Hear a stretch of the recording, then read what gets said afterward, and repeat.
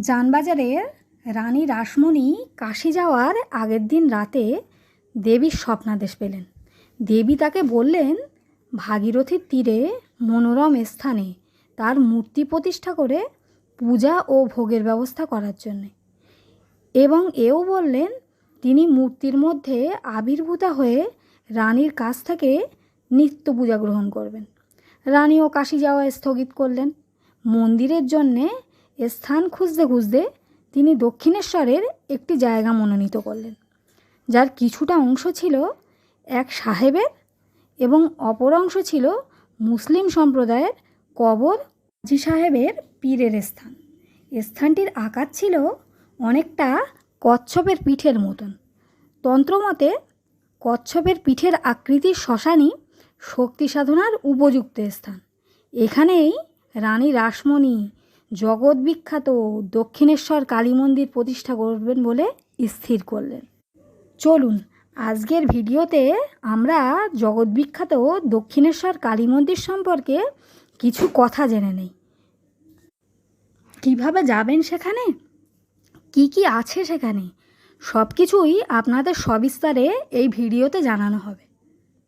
9 লক্ষ টাকা ব্যয়ে 25 একর জমির ওপর 1847-এ শুরু করলেন এই মন্দির রানী রাসমণি, এবং শেষ হলো 1855 সালে। ভাবতে পারছেন, আজ থেকে এত বছর আগে এক কৈবর্তের মেয়ে, একজন বিধবা মহিলা কতটা সাহস থাকলে ব্রাহ্মণদের বিপক্ষে গিয়ে এই কাজ করা যায়। যাই হোক, 1855 সালে 31শে মে স্নানযাত্রার দিন মহা সমারোহে মা ভবতারিণীকে তিনি প্রতিষ্ঠা করলেন। কিন্তু কৈবর্তের গড়া মন্দির কট্টর ব্রাহ্মণরা দেব পূজা বয়কট করলেন। ঠিক তখনই রামকুমার চট্টোপাধ্যায় বললেন, রানী, এই মন্দির প্রতিষ্ঠার আগে যদি সম্পত্তি কোনো ব্রাহ্মণকে দান করেন এবং সেই ব্রাহ্মণ ওই মন্দিরে দেবী প্রতিষ্ঠা করে অন্নভোগের ব্যবস্থা করে, তাহলে শাস্ত্রের নিয়ম রক্ষা থাকবে এবং উঁচু বর্ণের লোকেরাও ওই মন্দিরে প্রসাদ গ্রহণ করলে কোনো দোষ হবে না। বুদ্ধিমতী রানী 2,26,000 টাকা দেবত্ব সম্পত্তি সহ মন্দির গুরুবংশীয়গণকে দান করে বংশানুক্রমে দেবসেবার তত্ত্বাবধায়ক মাত্র হয়ে থাকলেন। কেউ এই মন্দিরে পূজা করতে রাজি হলো না। তখন তিনি আবার পত্র লিখে রামকুমার চট্টোপাধ্যায়কে জানালেন এবং তিনি নিঃসংকোচে মন্দির ও মূর্তি প্রতিষ্ঠার সকল ভার তার উপরে অর্পণ করলেন। পরবর্তীকালে দাদার মৃত্যুর পর রামকৃষ্ণ ঠাকুর পূজার ভার নিলেন এবং কালে কালে তিনি রামকৃষ্ণ পরমহংসদেব রূপে জগৎ প্রসিদ্ধ হলেন। কি আছে এখানে? মূল মন্দিরটি নবরত্ন মন্দির। এখানে মা ভবতারিণী সহস্র পাপড়ির রূপোর পদ্মের ওপর শায়িত শিবের বুকে দাঁড়িয়ে আছেন। তাছাড়াও গঙ্গার পাড় ধরে আছে দ্বাদশ শিব মন্দির।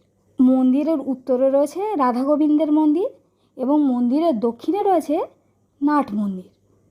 এই মন্দিরের উত্তর পশ্চিম কোণের একটি ঘরে রামকৃষ্ণ ঠাকুর থাকতেন, যেই ঘরটিতে আজও ভক্তদের সমাগম দেখা যায়।